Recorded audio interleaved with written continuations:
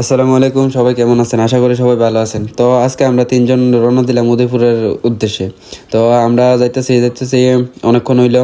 তো বাস স্ট্যান্ডে অবশেষে আসলাম। তো বাস স্ট্যান্ডে এসে আমরা সবাই বাস স্ট্যান্ড উঠলাম।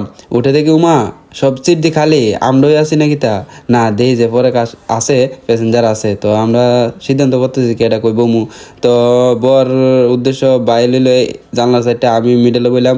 তারপরে আরেক ভাই উমা হের বললে হইতো না, না আমি এই সাইডে যাবো, আমার ভিউ দেখতে হইব। আমি বললাম যে যা, যার যার সিটে যায় বললাম। বসার পরে এই জানলা খুলে না কুল এত কোস্তাকুস্তি করার পরে জানলাটা অবশেষে খুললো। আর এত খোলার কারণ হচ্ছে যেই গরম খাইছে এত গরম। অবশেষে যাক সিটে সুন্দরভাবে বইলাম। বয়ার পরে দিয়ে উমা অনেকক্ষণ পরে একটা কাস্টমার আইছে।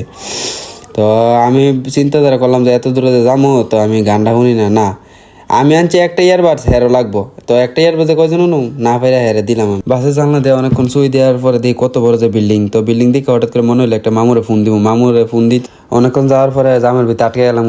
অনেক জাম লাগিয়ে রয়েছে যে, তো গাড়ি ঘোড়া চলতেছে না, আটকে রইলাম অনেকক্ষণ হইলো এই গরমটার ভিতরে।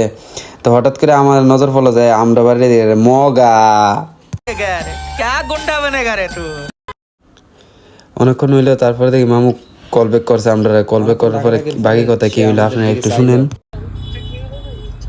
আর পিকনিক আমি তো কইছিলাম পিকনিক যাইতাম, তুমি কি থাকো লাইভ রাস্তাত বাইরে দাও কেডা আমি ফাইসা গেছি অবশ্যই ভাই দিম করতে করতে আই পড়লাম উদয়পুর নাইমিয়া। তারপরে কইতে হালকা পাতলা ভিডিও শুট হইলো। তো ভাই দিম করে রিক্সা উঠলাম। রিক্সা উঠলা যাইতেছে আর তিনটা এক লগে বসে এক রিক্সার ভিতরে কে গেঞ্জামের ভিতরে যাইলাম।